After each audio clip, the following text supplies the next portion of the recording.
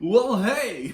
Today I'm going to go through my studio, the major mechanical systems in the studio, the equipment that I have, little tricks and tidbits that I use in my studio to make my making easier and a little more enjoyable. Okay, we're going to get right to it. We will start with the heater. This is a typical garage heater. It's natural gas, forced air. It's vented out, so there's no gas fumes in the space. They are pretty much maintenance free. There's no filter for them. There's nothing to oil or grease or any of that. It just blows hot air. In some studios that would be an issue. If you're in a studio where you create a lot of dust, it's going to end up blowing the dust around all the time. Ideally, I would have rather have had a overhead radiant heat. Couldn't make that work with how short my ceilings are. I would have just cooked like a chicken.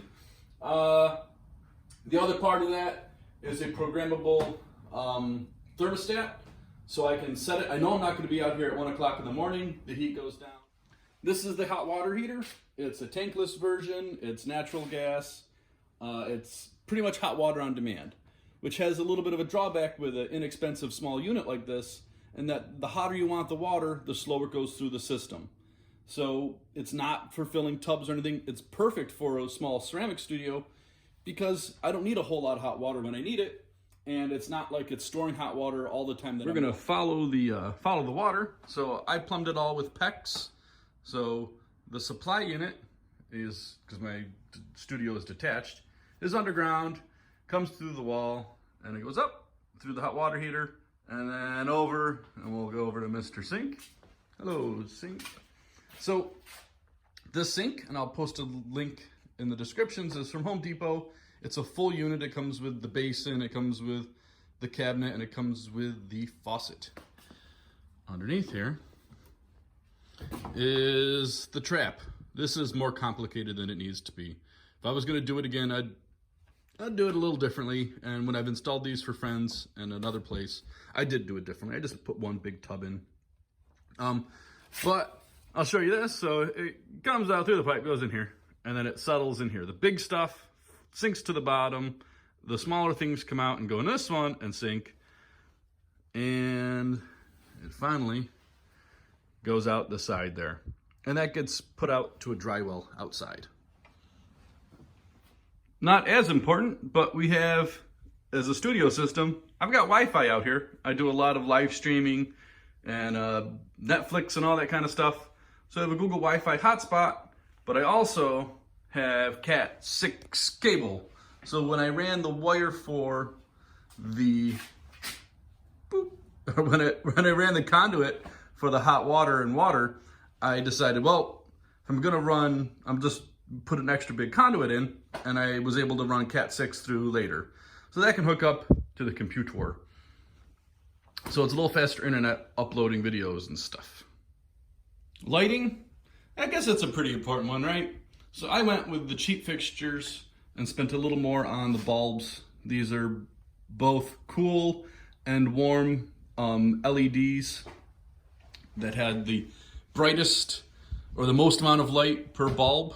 And that's 3 banks of that, which is typically plenty of light until I get to doing certain particular things, which if we go, like when I'm doing videos and stuff at the work table, having extra light so that there isn't shadow or a lot of shadow from the one bank, it at least breaks it up a little bit so that I'm not covering anything up with my hands. Also light at the sink. So I end up doing a lot of wet sanding and polishing at the sink. And I'll tell you, being at the sink is usually one of my least favorite things. So having extra light at the sink has been important for me. Look, now it's all sunny and happy, right? The next part we'll talk about is the equipment in the studio. The biggest thing that I use the most in the studio is my wheel.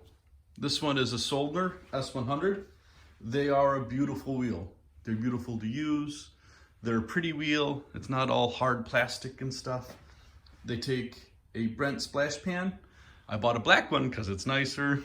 And then my area around my wheel has a little table here This was made from the scraps from my hand building table. It's 4 foot, and we cut that 3 foot chunk out and added it there to make a 5 foot by 4 foot table that goes around the wheel. So that as I'm working, I usually have my tools here or up here. The balls of clay that I'm going to be throwing are usually collected here, and then I can put wear boards on the front there, so as I'm making stuff I can set them. What sets a Soldner wheel apart from every other wheel on the market is its speed control. I'll bring this little guy up here. This is the pedal. It is a big, beefy pedal, but when you push on it, the variation in speed and the smoothness of the wheel are markedly noticeable. I wouldn't buy another wheel at all if I had to buy new. And basically it comes down to this one little tidbit like this. There's no jerking, there's no jittering, there's no computer in the pedal or the wheel that's deciding for it to go faster or slower, and it does that jitter thing. If you put pressure on it, it stops. It doesn't fight you, which some people don't like. I sort of understand it, but having that control over those slow speeds all the way up to very fast speeds is really important for me. Some people want the wheel to be absolutely silent, but for the most part, when used at a normal speed, that's not loud enough that it would cause me any kind of issue being able to hear. You can hear me fine, right?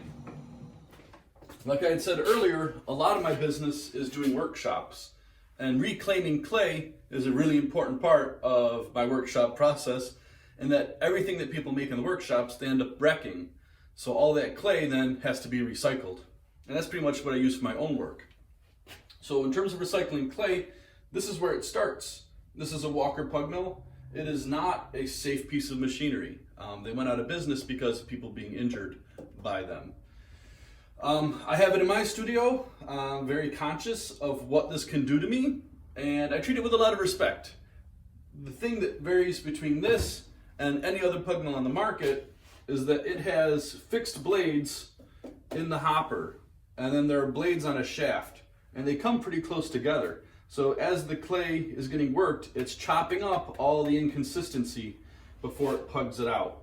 It does a really good job taking bone dry scraps, pots and everything, crunching them up with water or slip and making a relatively even clay body. It does it better than any other pug mill, which is why I still have it in the studio. I do a lot to make sure it stays as safe as possible. Like I've made a little foot pedal so that this hooks to the arm, so I only have to step on the foot pedal to pull the arm down, rather than pushing on this, being above the hopper with all the hurdy bits on the inside there.